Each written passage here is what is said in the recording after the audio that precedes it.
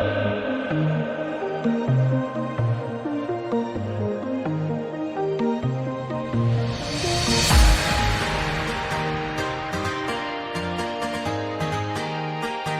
Morning बच्चों। Last class में हम लोग parametric form of straight line तक डिस्कशन किए थे, उस पर कुछ एक क्वेश्चन देखे थे। जो लास्ट लेक्चर मेरा था वो parametric equation of straight line पे ही लास्ट लेक्चर हम लोग किए हैं, ठीक है। उसमें हम क्वेश्चन डिस्कशन करवाए थे। उसी वीडियो में आपको नीचे एक लिंक दिया गया है, उस लिंक में मैंने पीछे के एक्सरसाइज का जो मैंने पीछे डिस्कशन किया है, स्लोप, इंक्लिनेशन, एंगल, उसके कुछ एक क्वेश्चंस डाले हैं। अब आज के बाद से जो भी क्वेश्चंस होगा, जो भी मैं टॉपिक पढ़ाऊंगा, उसके साथ कुछ ना कुछ पीडीएफ कनेक्ट होकर जाएगा, पीडीएफ जाएगा, पीडीएफ के फॉर्म में कुछ एक क्वेश्चन जाएगा।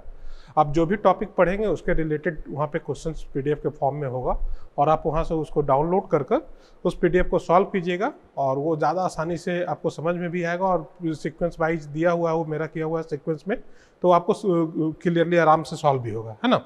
जैसे हम लास्ट क्लास में जो पीडीएफ डाले थे वो था स्लोप ऑफ द लाइन का। देखिएगा, इस टाइप का पीडीएफ नीचे एक लिंक दिया हुआ है, उस लिंक के नीचे में इस टाइप का पीडीएफ आपको मिलेगा, जिसमें मैंने सबसे पहले स्लोप ऑफ द लाइन पे ही डिस्कशन किया था। तो स्लोप ऑफ द लाइन का है, इसमें equation of straight line in various form है ना। इन सब चीज़ों का क्वेश्चन इसमें, इनसे रिलेटेड क्वेश्चन इसमें दिया हुआ है। और आज के वीडियो के साथ जो पीडीएफ जाएगा, वो पीडीएफ जाएगा स्ट्रेट लाइन के अंदर point of intersection of the two given straight line, जो हम लोग पहले डिस्कशन कर चुके हैं। Angle between two straight line, ये भी मैं आपको पढ़ा चुका हूँ। Equation of straight line parallel and perpendicular to the given straight line, है ना। कंकरेंसी ऑफ द थ्री और मोर लाइन, और साथ में है पैरामेट्रिक फॉर्म। पैरामेट्रिक फॉर्म तक का डिस्कशन हम लोग लास्ट वीडियो लेक्चर में देखे थे, वहाँ तक का पीडीएफ आज के वीडियो लेक्चर के साथ जाएगा, ठीक है। और इसके बाद जो भी टॉपिक मैं पढ़ाऊंगा उसका video just next video lecture के साथ अपलोड होता रहेगा। तो आप टॉपिक को पढ़िएगा, पीडीएफ से क्वेश्चन सॉल्व कीजिएगा। मैं उम्मीद करता हूँ कि आप घर बैठे आसानी से कोऑर्डिनेट ज्योमेट्री के सारे क्वेश्चंस, मैक्सिमम क्वेश्चन, चाहे वो जेईई मेन लेवल का हो या जेईई एडवांस लेवल के हो, उसको आप आसानी से सॉल्व कर सकते हैं। बस इस बात का ध्यान रखना है कि जिस तरीके से मैं यहाँ वीडियो में आपको गाइड कर रहा हूँ, है ना, उसको आपको प्रॉपरली फॉलोअप करना है। घर पे आराम से बैठकर इसको प्रैक्टिस करना है, और उसके बाद फिर मैं बताऊंगा कि आप कैसे खुद को जजमेंट करोगे कि क्या मेरे से कोऑर्डिनेट ज्योमेट्री का क्वेश्चन हो रहा है या नहीं हो रहा है। तो उस पर हम लोग आगे डिस्कशन करेंगे, लेकिन सबसे पहले टॉपिक को सीखते हैं, एक एक करके सीखते हैं। कोऑर्डिनेट ज्योमेट्री में मैं स्ट्रेट लाइन को पढ़ा रहा हूँ, फिर आगे मैं pair of straight line, circle और कोनिक सेक्शन तक पढ़ाऊँगा, और उसके बाद आगे हम लोग आगे बढ़ेंगे। पहले हम कोऑर्डिनेट ज्योमेट्री के टॉपिक को पूरे अच्छे तरीके से क्लियर करेंगे। आज आगे बढ़ते हैं। आज का टॉपिक जो है हमारा position of a point with respect to a line. आगे बढ़ते हैं हम लोग। Position of a point with respect to a given line का डिस्कशन आज हम लोग शुरू करते हैं। ये भी काफ़ी इंपॉर्टेंट डिस्कशन है, वेरी वेरी इंपॉर्टेंट है। इस पे क्वेश्चन डिजाइन होता है, इस पे क्वेश्चन डिजाइन आपका होगा, पूछा गया है क्वेश्चन, बहुत बार क्वेश्चन पूछा जाता है इस पे, है ना। हम लोग पहले टॉपिक को सीखते हैं कि ये क्या कहना चाह रहा है। देखिएगा, जैसे मान लीजिए position of a point with respect to a given line में हम यहाँ से कंसीडर करते हैं, ये एक्स वाई कोऑर्डिनेट है, एक्स और वाई, और ये कोई भी लाइन दिया हुआ है, that is the line L. Equation of the line L is A X plus B Y plus C is equal to 0। अब हम यहाँ पे 3 पॉइंट कंसीडर करने जा रहे हैं। The first point is P, which coordinate is x1, y1। दूसरा point है Q, which coordinate is x2, y2। और तीसरा पॉइंट है R, which coordinate is x3, y3।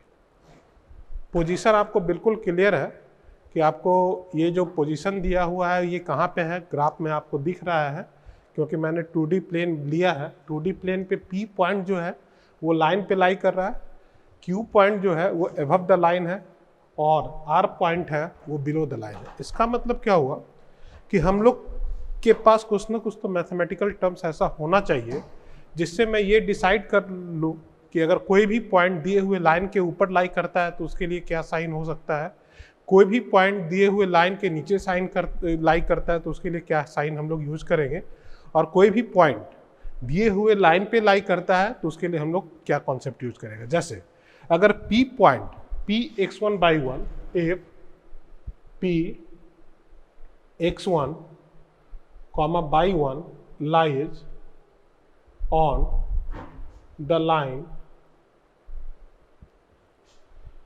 ax plus b by plus c is equal to 0, this implies ax1 plus b by 1 plus c must be equal to 0, must be, तभी तो हम बोलेंगे कि ये point इसको satisfy करता है।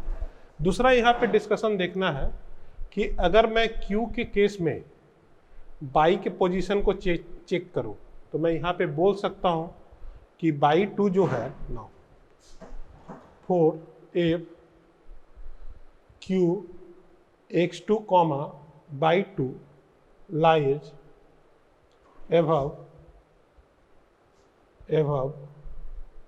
the line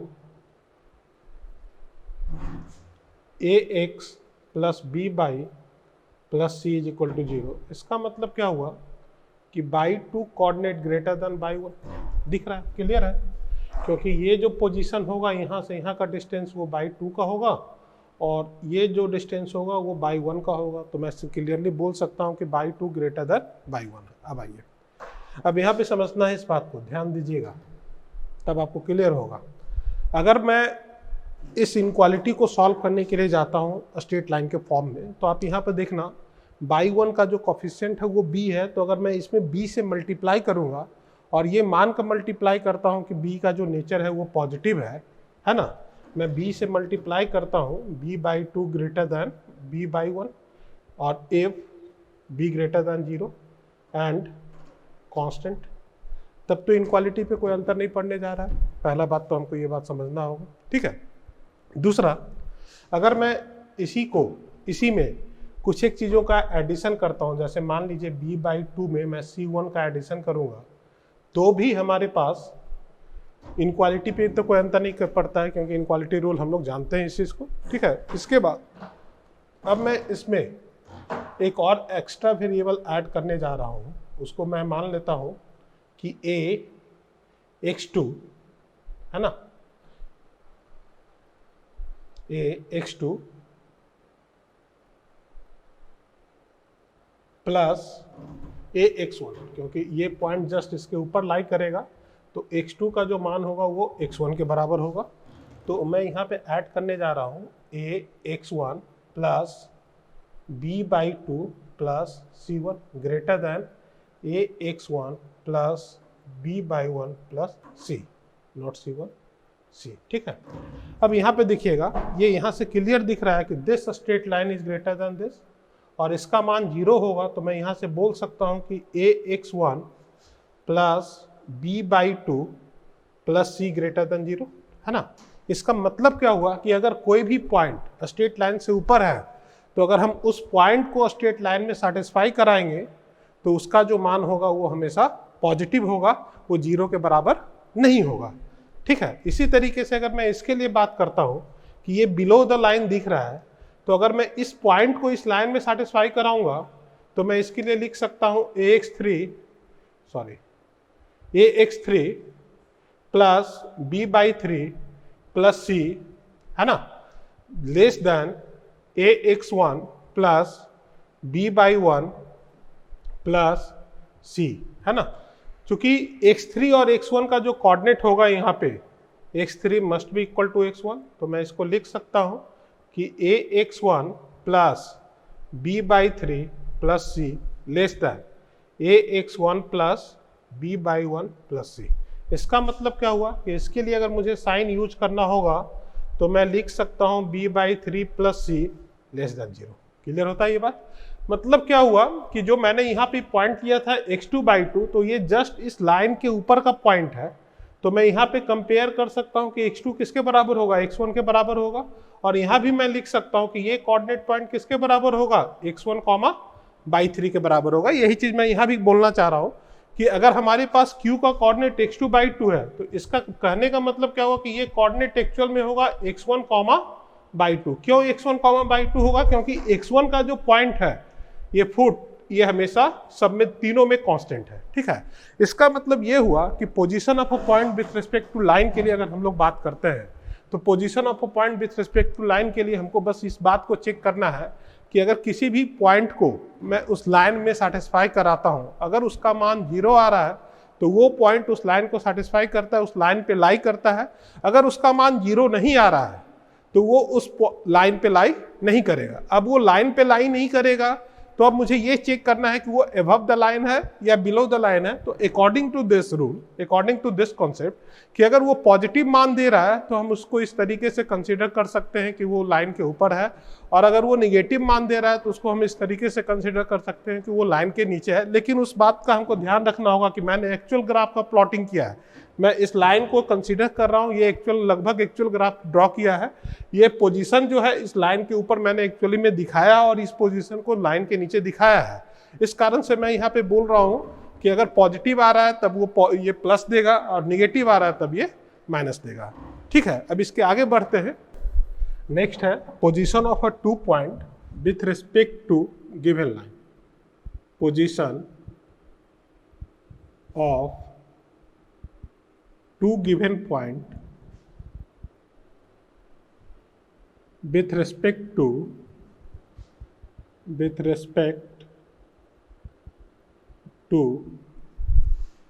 given line, है ना। Position of a 2 point with respect to given line. मान लेते हैं कि let Px1 by 1 and Qx2 by 2 lies either same side or opposite side of a given line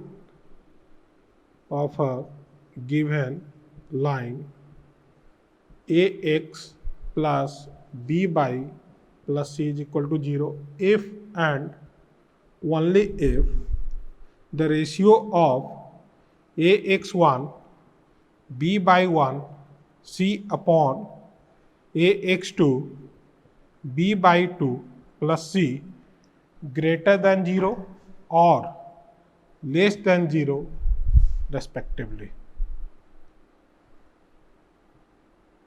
कहने का मतलब क्या हुआ कि कोई भी 2 पॉइंट या तो लाइन के एक तरफ हो, जैसे मान लीजिए पहला केस हम लोग ये डिस्कशन कर ले रहे हैं, केस 1, कि ये लाइन है ax plus b by plus C is equal to 0 और p का जो कोऑर्डिनेट है x1 कॉमा बाई 1 और q का जो कोऑर्डिनेट है वो है x2 कॉमा बाई 2। दोनों जो है या तो same side of the line हो, ठीक है, या opposite side of the line के लिए बात करना चाह रहे हैं, opposite sides of the line हो। जैसे मान लीजिए कि ax plus b by plus C is equal to 0, तो p कोऑर्डिनेट मान लीजिए x1 बाई 1 और q कोऑर्डिनेट मान लीजिए x2 बाई 2। तो यहाँ ये दिख रहा है कि एक ऊपर है दूसरा नीचे है, यहाँ ये दिख रहा है कि दोनों सेम साइड है। इसके लिए हम लोग इस तरीके से भी कंसीडर कर सकते हैं कि ax plus b by plus C is equal to 0, p भी इधर ही हो x1 बाई 1 और q भी इधर ही हो x2 बाई 2, है ना। तो इसका मतलब क्या हुआ कि या तो pq लाइन के ऊपर है या pq लाइन से नीचे है। यहाँ पे हम लोग इस बात को देख रहे हैं कि अगर यदि p ऊपर होगा तो q नीचे होगा, या q ऊपर होगा तो p नीचे होगा। उसको डायग्राम में दिखाने की जरूरत नहीं है, हम बस यहाँ पर दिखा रहे हैं इस कारण से कि सेम साइड और अपोजिट साइड का मतलब आप लोग यहाँ पे समझिए। अब आइए, अब हम लोग को इसको चेक कैसे करेंगे। तो मान लीजिए कि जो भी साइन ये पॉइंट इस लाइन के लिए देगा सेम साइन इसके लिए देगा, तो उन दोनों सेम साइन का प्रोडक्ट हो या सेम साइन का डिवीजन हो वो हमेशा कैसा होगा, पॉजिटिव होगा। तो इस कारण से इसके लिए जो रिक्वायर्ड कंडीशन होगा कि हम इस पॉइंट को इसमें सेटिस्फाई कराएंगे ax1 b बाई 1 प्लस सी, और इसको भी हम इसमें सेटिस्फाई कराएंगे ax2 b by 2 plus C greater than 0, है ना। क्योंकि दोनों सेम साइन देगा, एक ही तरफ है। अगर मान लीजिए कि इसके लिए ये लाइन पॉजिटिव साइन दे रहा है तो इसके लिए भी कैसा साइन देगा, पॉजिटिव देगा। अगर इस पॉइंट के लिए ये लाइन निगेटिव साइन दे रहा है तो इस पॉइंट के लिए भी कैसा देगा, निगेटिव देगा। तो ये अगर दोनों पॉजिटिव होगा तो भी रेशियो पॉजिटिव, और दोनों निगेटिव आएगा तो भी रेशियो निगेटिव। लेकिन सेम इसी केस में अगर हम लोग इसके लिए बात करना चाहें तो क्या लिख सकते हैं, ax1 b/1 plus c upon ax2 plus b/2 plus c less than 0। Less क्यों होगा, अगर मान लीजिए कि इसके लिए ये प्लस साइन दे रहा है तो अभी हम लोग जस्ट सीखे थे कि अगर इस साइन के लिए प्लस दे रहा है, ये उससे नीचे है तो इसके लिए कैसा साइन देगा, माइनस। और अगर मान लीजिए कि इसके लिए प्लस दे रहा है तो इसके लिए कैसा साइन देगा, माइनस। तो रेशियो क्या होगा, तो रेशियो हमेशा इसका निगेटिव आएगा। वही बात मैं यहाँ भी बोल रहा हूँ कि अगर इसके लिए प्लस दे रहा है तो इसके रिगार्डिंग इसके लिए भी क्या देना चाहिए, प्लस साइन। और इसके लिए माइनस साइन देगा तो इसके रिगार्डिंग इसके लिए क्या देना चाहिए, माइनस साइन। तो प्लस का रेशियो हो या माइनस का रेशियो, अल्टीमेट वो वैल्यू कैसा होगा, पॉजिटिव होगा। तो ये हमको कंडीशन को चेक करने का तरीका होता है। जैसे एक छोटा सा एग्जांपल लेते हैं कि ले ए या चेक ए का कोऑर्डिनेट दिया हुआ है 3,4, बी का कोऑर्डिनेट दिया हुआ है -5,4, है ना। Check A and B lies same side or opposite side, same side or opposite side of the line x plus y plus 3 is equal to 0। हमको सिंपली ये चेक करना है कि A और B दिया हुआ पॉइंट इस लाइन के एक तरफ लाई करता है, सेम साइड में लाई करता है, या अपोजिट साइड में लाई करता है। आइए हम इसका तरीका सीखते हैं। मैंने आपको क्या बोला था कि 3,4 को A3,4 को किस में सेटिस्फाई कराना होगा, लाइन के इक्वेशन में x plus y plus 3 is equal to 0। तो अगर मैं इसमें 3,4 रखता हूं तो 3 plus 4 plus 3 is equal to 10 is greater than 0, positive number आ रहा है। उसी तरीके से b के लिए अगर मैं बात करूं तो b का कोऑर्डिनेट कितना दिया हुआ है, -5,4, और इसको मैं इस लाइन में पुट करूंगा x plus y plus 3 is equal to 0 में, तो मैं इसके लिए लिख सकता हूं -5 प्लस 4 प्लस 3, इसका जो मान आ रहा है वो आ रहा है 7 और -5 2, दैट इज ग्रेटर देन 0। तो इन दोनों के लिए ये सेम साइन दे रहा है। इसका मतलब क्या हुआ, this implies A and B lies same side of the given line, है ना, गिवन लाइन। पहला बात क्लियर होता है। तो ये छोटा सा एग्जांपल मैंने लिया था इस पे, आगे हम लोग क्वेश्चन और भी करेंगे इससे रिलेटेड, ठीक है। पहले इस बात को नोट किया जाए फिर आगे बढ़ते हैं।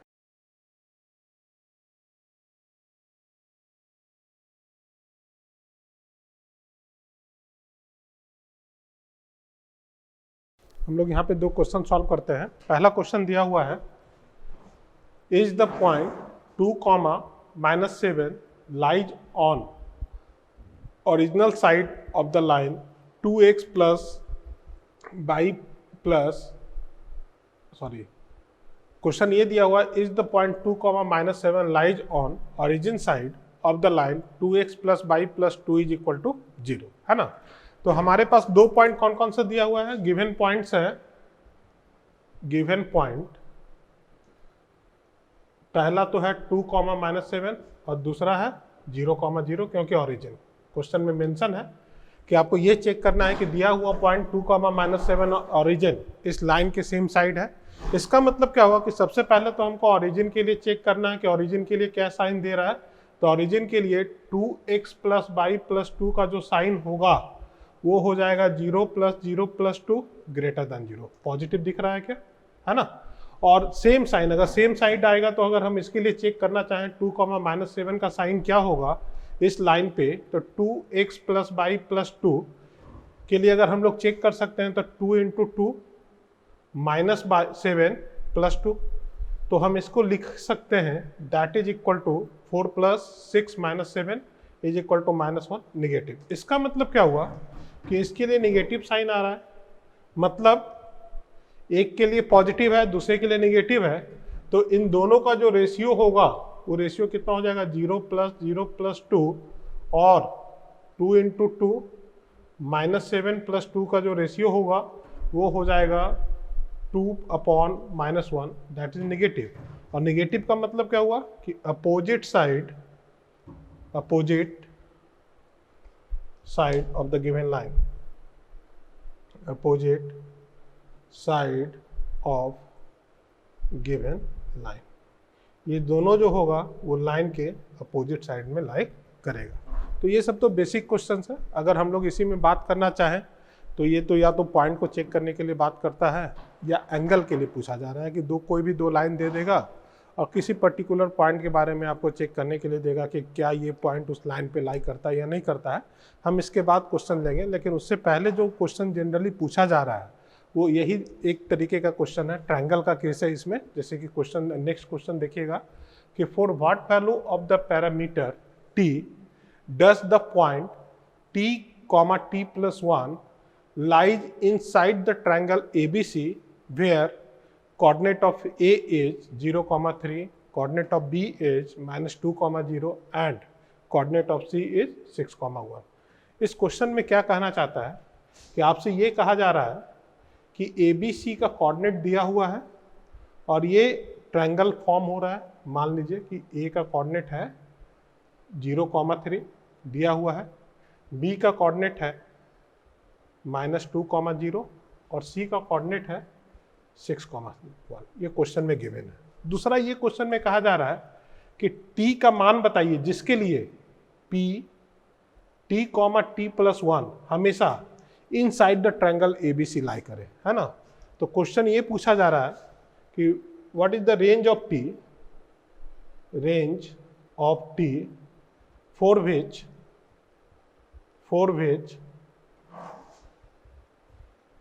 P T, T+1 lies inside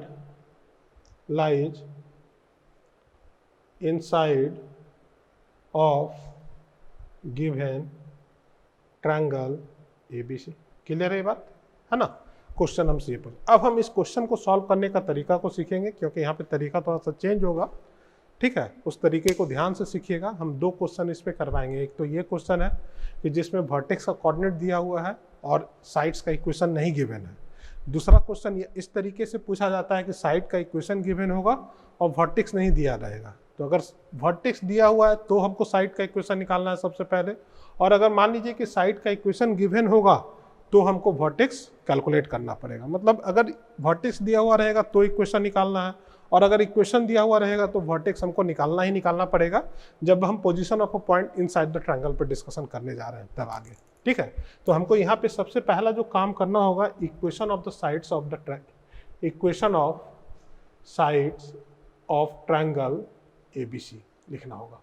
तो साइड्स ऑफ द ट्रायंगल मतलब स्ट्रेट लाइन का इक्वेशन हमको यहाँ पे लिखना, और स्ट्रेट लाइन हम लोग सीख चुके हैं कि लाइन का इक्वेशन लिखने का तरीका। तो हम सबसे पहले इक्वेशन ऑफ AB लिखने जा रहे हैं। इक्वेशन ऑफ AB हम आसानी से लिख सकते हैं, एक बार में मैं लिख रहा हूँ, ठीक है। y - 3 इज इक्वल टू 3 - 0 और 0 + 2 इंटू x - 0। अब इसको सॉल्व कर लीजिएगा तो इक्वेशन ऑफ AB आएगा। मैं यहाँ पे सॉल्व कर देता हूँ। ये 2 से उधर मल्टीप्लाई हो जाएगा तो 2 y - 3 is equal to 3 x - 0, और इसको लिख सकते हैं 2y - 6 is equal to 3x, और लिखा जा सकता है 3x - 2y + 6 is equal to 0। This is the equation of AB। पहला बात क्लियर होता है सबको, है ना। इसी तरीके से हम लोग इक्वेशन ऑफ AB के बाद AC निकाल लेंगे। इक्वेशन ऑफ AC यहीं लिख रहे हैं, इक्वेशन ऑफ AC कैसे सॉल्व करेंगे, यही बढ़ते हैं। y - 3 इज इक्वल टू 3 - 1 और 0 - 6, ठीक है। 3 - 1 और 0 - 6 इंटू x - 0। इसको सॉल्व कीजिएगा तो ये लिखा हुआ है 6 बाई माइनस 3, है ना, इज इक्वल टू -2x। इसको लिखा जा सकता है -2x, 2x इधर ले आते हैं, 6 बाई -18 इज इक्वल टू 0, -18। देखिएगा, this is the equation of AC। दूसरा बात क्लियर होता है। अब आगे बढ़ते हैं इसी में। अब हम लोग लिखने जा रहे हैं equation of BC। Equation of BC ये लिखना ही पड़ेगा, है ना, जरूरत है।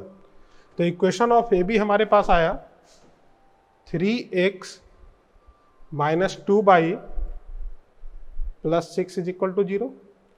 उसके बाद इक्वेशन ऑफ AC हमारे पास आया 2x, इसको हम लोग लिख सकते हैं, 2 से 2 कैंसिल आउट करते हैं, है ना, और इसको हम लोग आसानी से लिख सकते हैं x + 3 by -9 is equal to 0। देखिएगा, यहाँ से 2 कॉमन निकाल लेंगे तो x + 3 बाई -9 इक्वल टू 0। अब हम लोग इक्वेशन ऑफ BC लिखने जा रहे हैं। तो इक्वेशन ऑफ BC लिख सकते हैं y - 0 इज इक्वल टू 1 - 0 और 6 + 2 और x + 2। देखना, क्या ये लिख सकते हैं?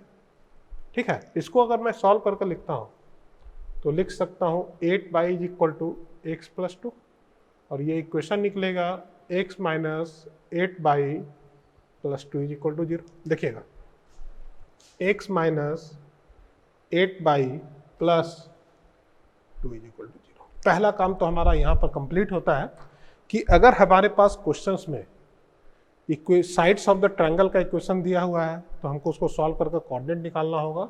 यहाँ क्वेश्चन में कोऑर्डिनेट पॉइंट दिया हुआ था वर्टेक्स का, तो उस जगह से हम इक्वेशन ऑफ साइड्स निकाले हैं, equation of sides of the triangle को कैलकुलेट किया है। ठीक है, पहला क्लियर है। अब हमको इस पॉइंट का पोजीशन को चेक करना है, तो जो साइन ए के लिए होगा सेम साइन इस पॉइंट के लिए होगा। पहला बात क्लियर करते हैं आप लोग, है ना। या अगर हम बी के रिस्पेक्ट में देखना चाहें सी के लिए, तो जो साइन सी इस लाइन के लिए देगा वही साइन पी देगा, क्योंकि दोनों सेम साइड पे है। या अगर हम बी के लिए देखना चाहें तो जैसा साइन बी का इस लाइन के रिस्पेक्ट में आएगा वही साइन पी का आएगा। बस हमको इस बात का डिस्कशन करके क्वेश्चन को सॉल्व कर लेना है। बेसिक कॉन्सेप्ट क्लियर है क्वेश्चन का। अब हम लोग आगे क्वेश्चन को प्रोसीड करते हैं। ठीक है, आइए देखते हैं। नाउ इसके बाद पहला केस बनेगा क्या कि t - 8 t - 8 t + 1 + 2 upon 0 - 8 into 3 + 2 same sign greater than 0। ठीक है, इसको सॉल्व कर लेंगे, पहला इक्वेशन बन जाएगा। इसको सॉल्व करके लिखिएगा तो नीचे तो हमारे पास नेगेटिव आएगा और नेगेटिव का मल्टीप्लिकेशन होगा तो वो इनक्वालिटी को चेंज करेगा। तो ये बनेगा हमारे पास t - 8t - 8 + 2 < 0, और इसके लिए लिख सकते हैं t - 7t, है ना, और -6 < 0। यहाँ से एक इक्वेशन निकल कर आएगा 7t + 6 ग्रेटर देन 0 और t ग्रेटर देन -6/7। पहला बात क्लियर है। तो ये एक कंडीशन निकल कर आया पहले से। किससे हम लोग चेक किए? a and p, for a के लिए चेक किए, है ना। अब for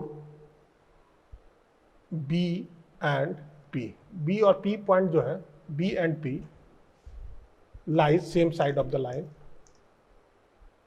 b and p lies same side of b and p lies same side of line AC, है ना। तो AC के लिए b और p के लिए हम लोग बात करेंगे। यहाँ भी हम लोग लिख देते हैं कि a and p lies same side of BC। अब सेम प्रोसेस हम इसके लिए भी यूज कर सकते हैं। ठीक है, अब इसके लिए अगर हम यूज करना चाहें तो लिखेंगे AC के regarding t plus 3t plus 1 minus 9 upon -2 के लिए अगर हम लोग चेक करना चाहें तो -2 प्लस 0 माइनस 9, सेम साइड है ग्रेटर देन 0। अब इसके लिए सॉल्व कीजिएगा तो नीचे फिर डिनोमिनेटर में नेगेटिव आता है, ये नेगेटिव इधर जाकर मल्टीप्लाई होगा, है ना। तो नेगेटिव से मल्टीप्लाई कीजिएगा तो कांस्टेंट मतलब इनक्वालिटी जो है वो चेंज हो जाएगा। तो यहाँ पर लिख सकते हैं 4t माइनस 6 लेस देन 0, और इसको लिखा जा सकता है t लेस देन 3/2। दूसरा बात क्लियर होता है। तीसरा इसी तरीके से लिख सकते हैं, नाउ अगेन BP, AP और CP, C and P lies same side of line AB। इसका मतलब क्या हुआ कि AB के लिए अगर हम लोग लिखना चाहें तो लिख सकते हैं 3t माइनस 2t प्लस 1, ठीक है, plus 6 upon 18 minus 2 plus 6 greater than 0, same side. अब ये कैसा नेचर होगा, इसका जो नेचर होगा वो पॉजिटिव होगा। यहाँ पे इसका जो नेचर था वो कैसा था, निगेटिव था।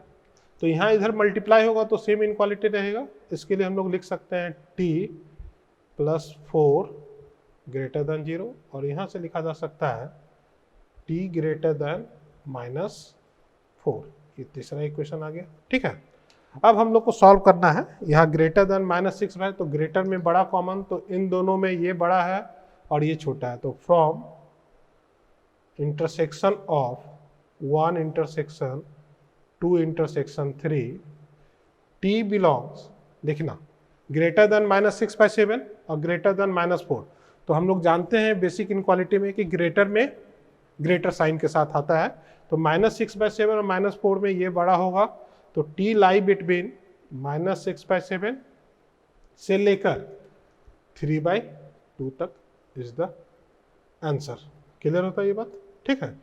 तो बेसिक इस तरीके का एक क्वेश्चन पूछता है, या तो एंगल के टर्म में क्वेश्चन पूछता है, तो एंगल वाला क्वेश्चन अभी हम लोग डिस्कशन कर भी लेंगे, और एक ट्रायंगल वाला क्वेश्चन पूछता है। तो ट्रायंगल वाला ही क्वेश्चन सबसे पहले डिस्कशन किया था। इस बात में हम आपको पहले भी पता है कि हमको इस बात का ध्यान देना है कि अगर कोऑर्डिनेट पॉइंट दिया है तो इक्वेशन लिखना है, और अगर इक्वेशन दिया हुआ है तो कोऑर्डिनेट पॉइंट को लिखना ही पड़ेगा, तब हम आगे क्वेश्चन को प्रोसीड कर पाएंगे। बेसिक कॉन्सेप्ट मैंने ये लगाया है कि अगर ये लाइन है और ये दोनों पॉइंट है, तो अगर ये दोनों पॉइंट सेम साइड पे लाई करेगा तब इसके अंदर होगा।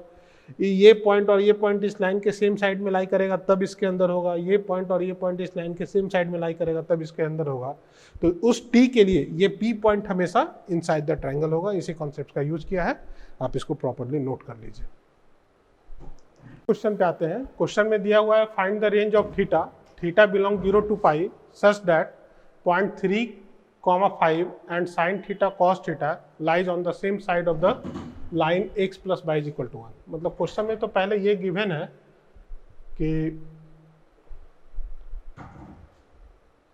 3,5 and sine theta cos theta lies same side of the line x plus y is equal to 1। इसका मतलब क्या हुआ कि ये दोनों पॉइंट इस लाइन के लिए सेम साइन देगा। मतलब हम इसको लिख सकते हैं sine theta plus cos theta minus 1 upon 3 + 5 - 1, है ना। और इसको अगर हम लिखना चाहें तो लिख सकते हैं sine theta plus cos theta greater then 1। क्यों ग्रेटर देन 1 लिखने जा रहा है?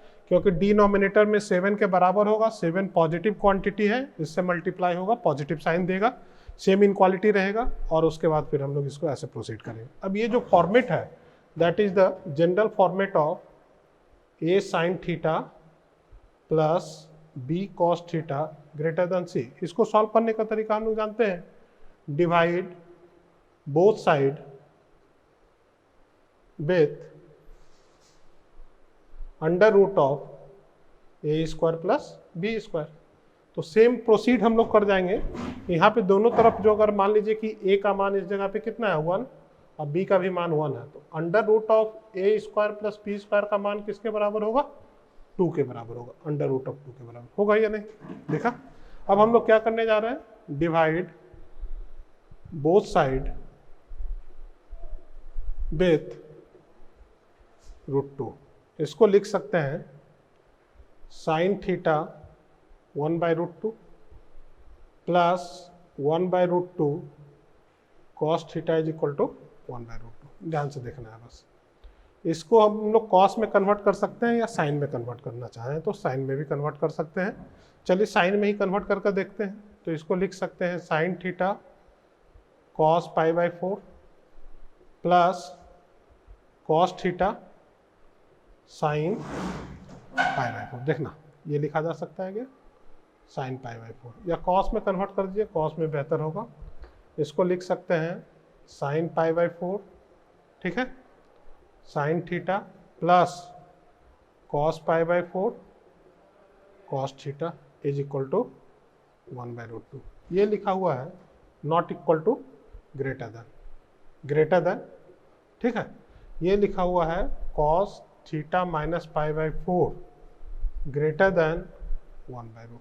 अब हमको इसको सॉल्व करना है। तो सबसे पहले मानते हैं कि लेट थीटा माइनस π/4 किसके बराबर है? टी के बराबर। अब लिखने जा रहे हैं कि कॉस टी ग्रेटर देन 1/√2। इसका मतलब क्या हुआ कि हम इसके लिए समझ रखे हैं पहले से कि कॉस टी का मान 1/√2 से बड़ा है। तो इस जगह पे 0 पे इसका मान 1 के बराबर होता है और यहाँ पे इसका मान 0 के बराबर होता है 90 डिग्री पे कॉस का मान, है ना, और 0 डिग्री पे 1, और 1/√2 जो मान होता है वो π/4 पे, ठीक है। तो that value is greater than cos π/4। इसको हम लोग लिख सकते हैं कि ये इसके बराबर होता है। अब आगे बढ़ते हैं, देखिएगा कि कॉस टी का मान कॉस π/4 से बड़ा होना चाहिए। तो टी कहाँ से कहाँ लाई करना चाहिए? It must be lie between -π/4 से लेकर +π/4, तब ना ये मान होगा। तभी तो टी का मान हमेशा -π/4, यहाँ भी इसका मान 1/√2 होता है, यहाँ भी 1/√2 होता है और इस जगह पे 1 होता है। तो 1/√2 से बड़ा होगा, 1/√2 से बड़ा होगा। इसका मतलब क्या हुआ कि टी लाई बिटवीन -π/4 से लेकर π/4, और टी का मान हम लोगों ने क्या माना है? थीटा माइनस π/4 लाई बिटवीन -π/4 से लेकर π/4। और इसके लिए अगर हम लोग सॉल्व करके लिखना चाहें तो थीटा का मान 0 से π/2 आएगा। This is the answer. Clear है? इसका मतलब क्या हुआ कि थीटा बिलोंग्स 0 से लेकर π/2 इज द आंसर। ठीक है, अब आप इसको नोट कीजिए। ठीक है, ये बेसिक इनक्वालिटी हम लोग सीखे हैं ट्रिग्नोमेट्री के अंदर, वहीं से हम इस क्वेश्चन को सॉल्व कर रहे हैं आज। और अब हम चैप्टर में आगे बढ़ते हैं, क्योंकि position of a point with respect to a line के बारे में हम लोग सीखे हैं। 2-3 बेसिक क्वेश्चंस किए हैं, उसी पैटर्न का क्वेश्चन आपके पास रहेगा इसमें। ठीक है, आप क्वेश्चन ट्राई कीजिएगा, मैं पीडीएफ के फॉर्म में आपको लिंक भेज दूंगा, वहीं से डाउनलोड करके इसका भी क्वेश्चन ट्राई कर लीजिएगा। आगे बढ़ने जा रहे हैं, perpendicular distance of a point with respect to a given line. 2 section हमको यहाँ पे पढ़ना है। पहला, perpendicular distance of a point with respect to a given line. Perpendicular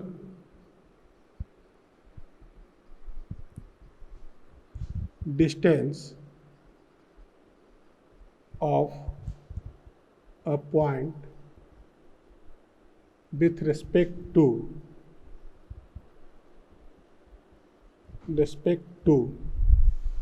given line। ठीक है, इसी चीज को हम लोग बोलते हैं perpendicular distance of a point with respect to a given line, या हम लोग इसको बोलते हैं शॉर्टेस्ट डिस्टेंस, है ना। ये भी नोट करना है, शॉर्टेस्ट डिस्टेंस। परपेंडिकुलर डिस्टेंस को ही बोला जाता है शॉर्टेस्ट डिस्टेंस। शॉर्टेस्ट डिस्टेंस इस कारण से बोला जाता है कि किसी भी पॉइंट का, किसी भी लाइन से जो शॉर्टेस्ट डिस्टेंस होगा वो हमेशा उसका परपेंडिकुलर होगा। ठीक है, जैसे मान लीजिए कि let P alpha beta be a point, है ना, कोई भी पॉइंट है, be a point on 2D plane पे, and find perpendicular distance of P from line ax plus b by plus c is equal to 0। ठीक है, मतलब क्या हुआ कि ये कोई भी लाइन है ax plus b by plus c is equal to 0, और यहाँ पे ये परपेंडिकुलर डिस्टेंस आप x1 बाई 1 के टर्म में भी ले सकते हैं या अल्फा बीटा के टर्म में। मान लीजिए कि इसको मैंने x1 बाई 1 कर बोल रहा हूँ कि p x1 by 1 be a point on 2D plane and find perpendicular distance of p from line ax plus b by plus c is equal to 0।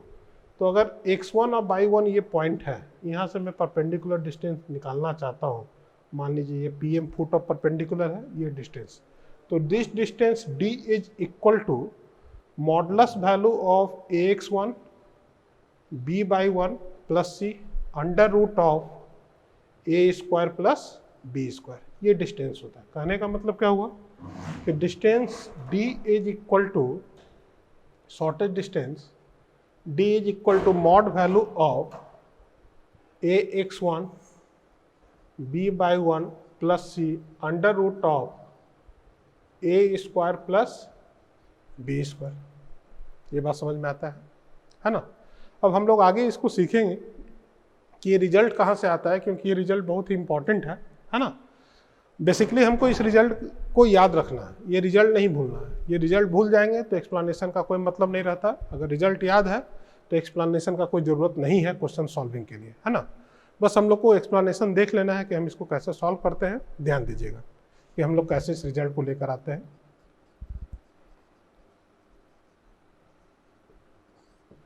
जैसे मान लीजिए कि ये कोऑर्डिनेट प्लेन है और हम इस पे ये लाइन ड्रॉ करने जा रहे हैं। जिस लाइन का इक्वेशन दिया हुआ है ये x plus B by plus C is equal to 0, ये कोऑर्डिनेट प्लेन को a और b पॉइंट पे कट करता है। ठीक है, तो a का कोऑर्डिनेट अगर हम निकालना चाहें तो y को 0 पुट करेंगे minus C by A comma 0। b का कोऑर्डिनेट निकालना चाहें तो x को पुट करेंगे तो माइनस सी बाई बी। ठीक है, और ये कोई भी p पॉइंट है x1 बाई 1, इससे हमको perpendicular distance pm find out करना है। This is the perpendicular distance d। इसी d के लिए रिजल्ट ये दिया हुआ है कि हम इस पॉइंट को इस लाइन में रखेंगे। अभी मैंने डिस्कशन किया था कि अगर ये पॉइंट लाइन को सेटिस्फाई नहीं कर रहा है तब इसका या तो पॉजिटिव मान होगा या निगेटिव मान होगा। तो वही वैल्यू के लिए हम लोग मॉडुलस लेने जा रहे हैं, क्योंकि मॉडुलस लगाने का जो पर्पस है कि अगर मैं इस पॉइंट को इसमें सेटिस्फाई कराता हूँ, इसमें रखता हूँ, तो अगर इसका मान 0 आ गया तब तो ये पॉइंट इस लाइन पे लाई करेगा, तब परपेंडिकुलर डिस्टेंस 0 होगा। लेकिन अगर ये 0 नहीं आता है तो पॉजिटिव और निगेटिव दोनों मान दे सकता है, लेकिन डिस्टेंस हमेशा पॉजिटिव होता है। इस कारण से मैंने यहाँ पे मॉडुलस वैल्यू लिया और उसको डिवाइड किया है कोफिशिएंट ऑफ x के स्क्वायर से और कोफिशिएंट ऑफ y के स्क्वायर के सम से डिवाइड किया। अब हमको इस बात को देखना है कि ये रिजल्ट आखिर हमारे पास निकल कर कहाँ से आ रहा है। आइए आगे बढ़ते हैं। अगर हम यहाँ पे कंस्ट्रक्शन बनाएं तो दो कंस्ट्रक्शन आपको दिख रहा है ना, मतलब ट्रायंगल दिख रहा है। एक तो ट्रायंगल आपके पास आ गया, एक ही ट्रायंगल दिख रहा है, एक ट्रायंगल आ गया APB, ये ट्रायंगल दिखता है। तो हमको area of the triangle APB he calculate करना है। Now area of triangle APB, इस ट्रायंगल का एरिया कैलकुलेट। अब इस ट्रायंगल का एरिया कैलकुलेट करने के लिए हमारे पास दो मेथड है। पहला तरीका क्या होगा कि एरिया ऑफ द ट्रायंगल को अगर हम लोग लिखना चाहें, एरिया ऑफ ट्रायंगल APB को लिखना चाहें तो लिख सकते हैं half base into height. Half base कितना दिया हुआ है, ये वाला हाफ बेस इनटू हाइट। तो बेस है, हाइट है PM और बेस है हमारे पास AB। देखिएगा ध्यान से, हाइट इनटू बेस दिखा ये चीज। AB के लिए अगर हम लोग कैलकुलेट करना चाहें तो डिस्टेंस फार्मूला से AB का मान निकाल सकते हैं। तो that value is equal to half PM under root of C square upon A square plus C square upon B square आएगा। दूसरा बात क्लियर है। और यही PM किसके बराबर है, D के बराबर है। तो इसको हम लोग लिख सकते हैं half D under root of DC D C लिख दीजिए, D C under root of 1/a² plus 1/b²। पहला बात क्लियर होता है ना। अब मैं इसी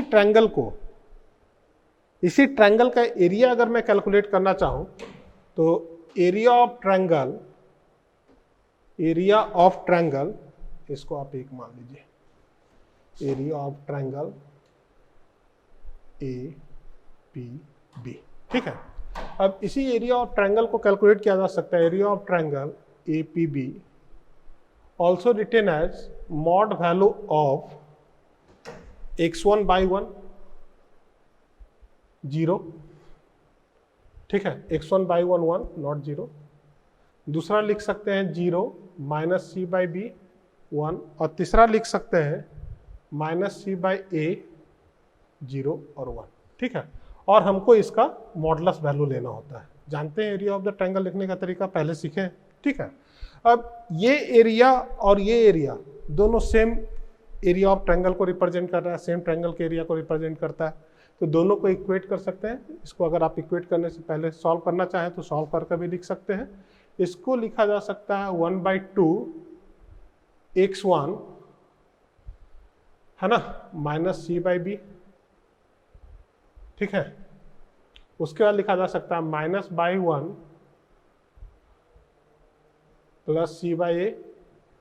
उसके बाद लिखा जा सकता है, कैलकुलेट देख लीजिएगा, एक्सपेंशन हम लोग जानते हैं, हम प्रॉपरली नहीं लिखने जा रहे हैं एक्सपेंशन को, ठीक है, डायरेक्टली हम लिख रहे हैं। उसके बाद लिख सकते हैं 1 के रिगार्डिंग 0, और ये हो जाएगा -c² AB, ठीक है।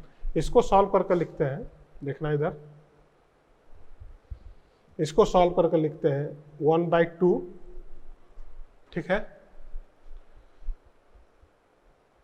-c(x1/b) -c/1/a, और इसको लिख सकते हैं -c² AB।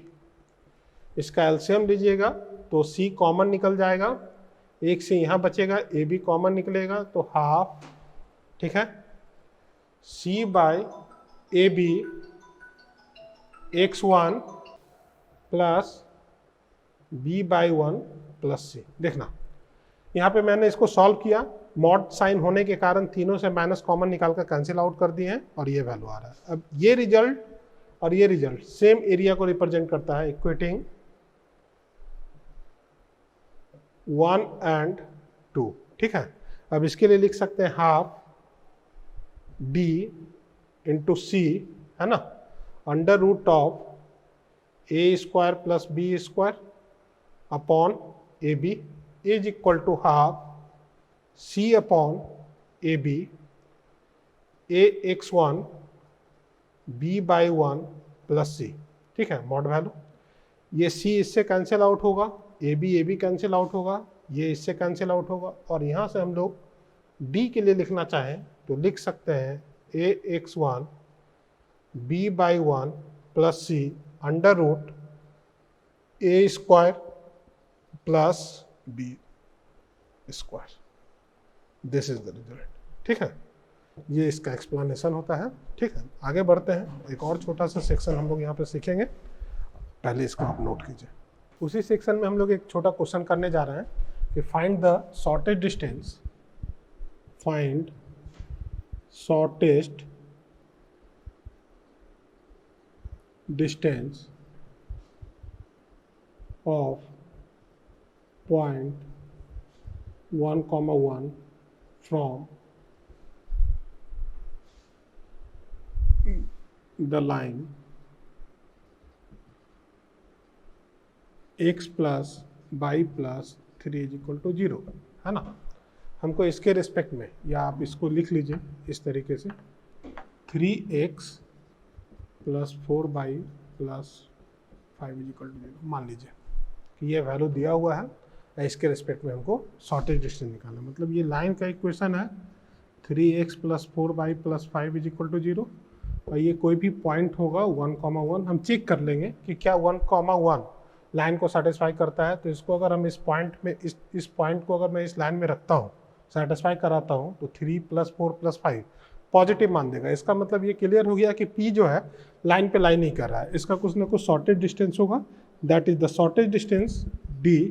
ये हमेशा परपेंडिकुलर ही होता है ना। तो D के लिए मान हम लोग कैलकुलेट कर सकते हैं, D इज इक्वल टू, अभी तरीका बताए थे, 3 × 1 plus 4 × 1 plus 5 divided by under root of A square, मतलब 3 स्क्वायर प्लस 4 स्क्वायर। तो that value is equal to 12/5 is the unit, is the answer, है ना। ये इसका आंसर था। अब इसी को हम लोग आगे कंटिन्यू करते हैं, distance between two parallel line. ये भी इंपॉर्टेंट सेक्शन है, इसको भी याद रखना है, क्वेश्चन सॉल्विंग में हमको जरूरत पड़ेगा। तो आगे बढ़िए, लिखते हैं डिस्टेंस बिटवीन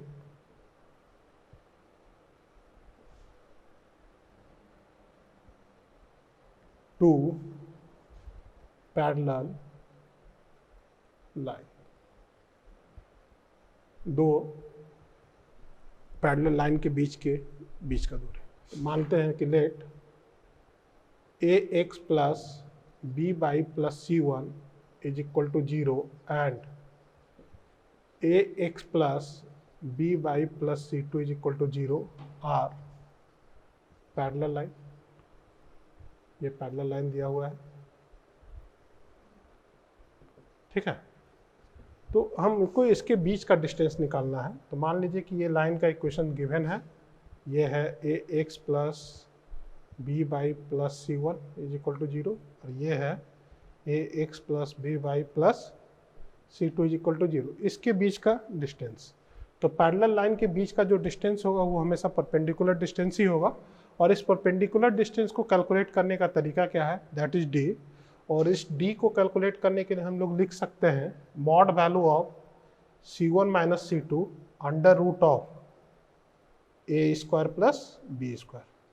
अब यहाँ पे जो बात आपको ध्यान देना है वो ये ध्यान देने का है कि कोफिशिएंट जो होना चाहिए x और y का सेम होना चाहिए। यहाँ पे देखिए ax दिया हुआ है, यहाँ भी ax है, यहाँ by है, यहाँ भी by है, कांस्टेंट टर्म में डिफरेंस है। तो हमको क्वेश्चन सॉल्विंग में इस बात को ध्यान रखना है कि coefficient of x and coefficient of y हमेशा जो है वो सेम होना चाहिए। अगर मान लीजिए कि ये दोनों सेम नहीं दिख रहा है, रेशियो बराबर है पर सेम नहीं दिख रहा है ना, तो हम सबसे पहले दोनों को सेम करेंगे और फिर हम c1 माइनस c2 का डिफरेंस लिखेंगे। ये नहीं कि डायरेक्टली हम डिफरेंस लिखेंगे, इस बात को हम अभी क्वेश्चन एक करवाएंगे उसमें भी मेंशन करेंगे, ध्यान से सुनिएगा। पहले हम इस बात को सीखते हैं कि ये रिजल्ट कहाँ से आया। तो मान लीजिए कि इस लाइन पे कोई ना कोई पॉइंट होगा, x1 by 1 मान लेते हैं, है ना। तो ये x1 by 1 का परपेंडिकुलर डिस्टेंस ही तो हम लिख सकते हैं। देखिएगा ये यहाँ पे इसका एक्सप्लेनेशन भी आ जाएगा। देखिए फिर से देखिए क्या हम करने जा रहे हैं कि हम लोग ये मानने जा रहे हैं कि इस पॉइंट पे x1 by 1, इस लाइन पे कोई भी पॉइंट P है जिसका कोऑर्डिनेट है x1, by 1। दिखा ये बात के, है ना। या आप इसको मान लीजिए कि इसका कोऑर्डिनेट है अल्फा, बीटा, ठीक है। अब अल्फा, बीटा से हम परपेंडिकुलर डिस्टेंस अगर निकालेंगे तो that perpendicular distance is equal to, क्या होगा परपेंडिकुलर डिस्टेंस, अभी हम लोग फॉर्मूला लिखे थे a alpha b beta plus c2 upon under root of a square plus b square. देखिएगा अभी परपेंडिकुलर डिस्टेंस का फॉर्मूला निकाले हैं, ठीक है। इसके बाद हम लोग को करना क्या होगा कि अब हम इसमें, क्योंकि ये P पॉइंट है, क्योंकि P lies on the line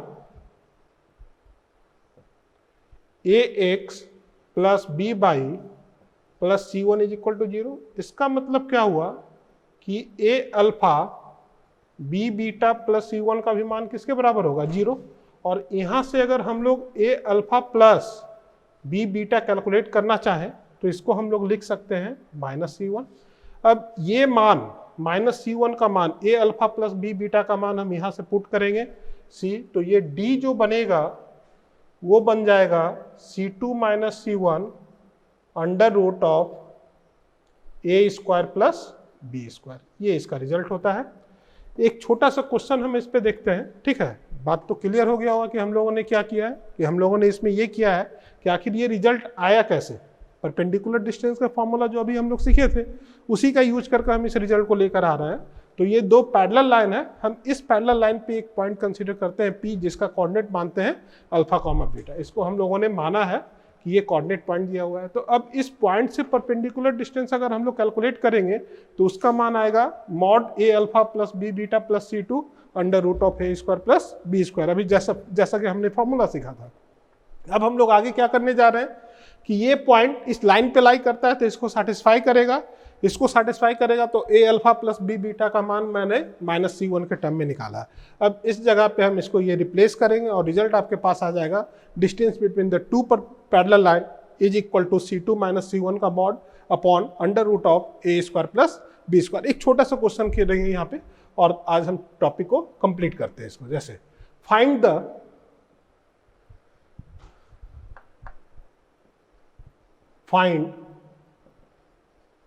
shortest distance between x plus y plus 1 is equal to 0 and 3x plus 3y plus 5 is equal to 0, है ना। अब इन दोनों को लाइन को देखना है सबसे पहले कि क्या ये पैरेलल लाइन है। तो गिवन लाइन इज पैरेलल। पहला बात तो ये करना है हमको, सोल्यूशन देखने में ये बात चेक करना है क्या ये दिया हुआ लाइन पैरेलल है। तो ये दिया हुआ लाइन पैरेलल होगा। क्यों पैरेलल होगा? क्योंकि कोफिशिएंट का रेशियो जो है वो हमेशा बराबर है ना। क्योंकि हम लोग जानते हैं कि A1 upon A2 is equal to B1 upon B2 not equal to C1 upon C2। तो ये दोनों रेशियो बराबर होना चाहिए और कांस्टेंट का जो रेशियो है वो बराबर नहीं होना चाहिए। तो ये पैरेलल लाइन है। अब क्या हम लोग यहाँ पे शॉर्टेस्ट डिस्टेंस आसानी से निकाल सकते हैं? नहीं, हमको इस बात का ध्यान रखना है कि यहाँ पे कोफिशिएंट 1 है, यहाँ पे कोफिशिएंट x और y का 1 है और इस जगह पे जो कोफिशिएंट है वो 3 है। तो या तो मैं इसको 3 बना लूँ या फिर मैं इसको 1 बना लूँ, इसी बात का हमको ध्यान रखना है। तो हम इसको 1 बना रहे हैं शॉर्टेस्ट डिस्टेंस में। अब इसी लाइन को मैं लिख सकता हूँ x plus y plus 1 is equal to 0 और इसके लिए लिख सकता हूँ x plus y plus 5/3 is equal to 0। Clear हुआ ये बात? अब हमारे पास इस पैटर्न में आ गया कि ये वाला जो सेक्शन है ax प्लस b बाई दोनों में एक जैसा दिख रहा है। अब मैं इसके लिए डिस्टेंस निकालना चाहूँ तो shortest distance is equal to C1 minus C2, मतलब क्या हो गया 5/3 minus 1 under root of A square plus B square. अब मैं इसके लिए लिखना चाहूँ तो लिख सकता हूँ कि that value is equal to 5 minus 3 2/3 upon under root 2। तो फाइनल आंसर आ जाएगा √2/3। Final answer is √2/3 is the answer. ठीक है, तो आज हम लोग परपेंडिकुलर डिस्टेंस, ठीक है, from the point to a line और distance between the two parallel line सीखे हैं। ठीक है, इस पे बेसिक क्वेश्चंस किया है, आगे हम इससे रिलेटेड क्वेश्चंस के दौरान करवाएंगे। आज के पीडीएफ में ये सेक्शन नहीं जा रहा है, इसके पहले का सारा सेक्शन आज के पीडीएफ में जा रहा है। उसको आप एक बार डाउनलोड करके सॉल्व कीजिएगा, फिर हम ये आज का जो क्लास लिया है इसका जो पीडीएफ होगा वो नेक्स्ट लेक्चर में जाएगा आपके पास। ठीक है, थैंक यू।